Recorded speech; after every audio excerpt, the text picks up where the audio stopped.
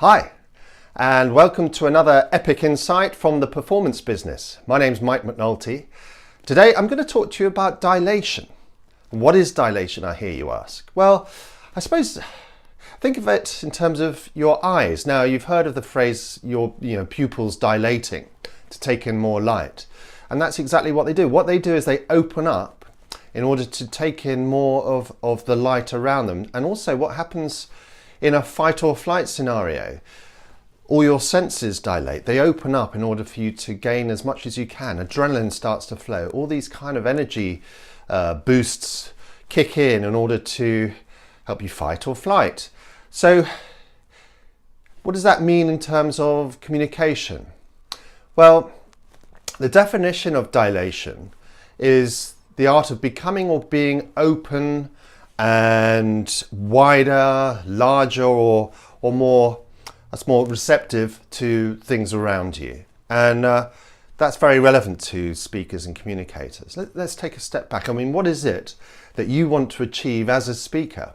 Well, actors and leaders and professional speakers, for instance, understand that what they're there to do is in order to move you from one position to another, to move you to tears maybe, to create some emotional response, and to help, I suppose, make a change in your life in some way. It could be a very small, specific way. It could be a much larger, universal message that they're giving.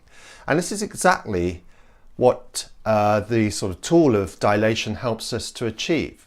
And there's 5 or 6 elements to how you can get the most out of dilating your message, both physically and verbally. For instance, first of all, we need to make sure that everything that we do is controlled when we speak. So, as in the fight and flight situation, there is a sense of chaos, sense of not being in control, although sometimes we can really channel that without even realizing it, channel that energy. And that's really what we're after with speaking. We want to channel and control that energy so it's hitting the nail on the head, going directly to the receptor of the message in order to create the changes that we want to achieve. Second thing we want to consider is that the gestures that we give are energized. So, for instance, hand gestures. Make sure that the energy travels all the way through the hands and out the ends of the fingers so that we don't have an unconvincing message. If we have in our minds the idea that the energy is traveling right through the fingers, we've got much more chance of making that gesture really strong and impactful, rather than, let's say, imagining that we are making a strong gesture when in fact the energy is stopping sort of at the ends of the arms and the hands can look like damp lettuces.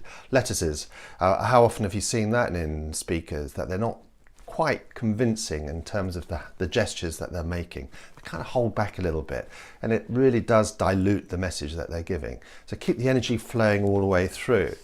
Another element we need to concentrate on, of course, are the words that we use. Make sure that they're energies, make sure that they're supported, make sure that the delivery that you give kind of hums and hits the target. And this comes from, first of all, practicing your breathing exercises that we've talked about before. Make sure that the breath is coming and driven from the diaphragm. And this is your generator, if you like, that pushes through that breath and makes sure that it hits the mark. Also, when you're giving your message, your speech, your whatever it is, imagine that you're creating a crescendo towards the end of the sentence so that the energy continues through. There's all sorts of subtle ways through tone, texture, tempo, and other, many other areas that we can use to, pausing for instance, can use to enhance this sense of crescendo that drives through the end of the sentence. Another element is that the thoughts are present and alive. Now, we talked about being present a lot in the different EPiC insights that we've shared with you. And again, this is very much a sort of building block for dilation, is that there's no point, if you're distracted, then you're diluting your message, aren't you? You're sending it in different directions. You've got to be there, and it's got to be happening right now. The most important conversation that you're having the most important person that you're talking to, most important person that you're engaging with in your life at that moment is the person that you're talking to. So make sure that the thoughts are present and alive. That's absolutely in the moment. And finally, the atmosphere. We can affect the atmosphere with the dilation, make it more electric. So we're reaching out to the audience with strong stories that stimulate the audience's imagination. And when the imagination is stimulated, that can really have a massive effect, an epic effect, if you like, on the atmosphere around the situation where you may be speaking. And of course, this is only to be something that's going to be in your favour in terms of building your reputation, accelerating the trust around you and moving that relationship forward. So that's dilation. What I'm going to suggest we do this week when we think about dilation is making sure that the energy that you have is coursing through your veins and out through the tips of your fingers. So when you're talking to people, I want you to have the thought of damp lettuces in your mind. Oh yeah, damp lettuces. And if you can overcome that feeling of not quite reaching the energy that you need in any particular conversation, then just saying damp lettuces is going to help you hit the mark more often than not. Have a great week.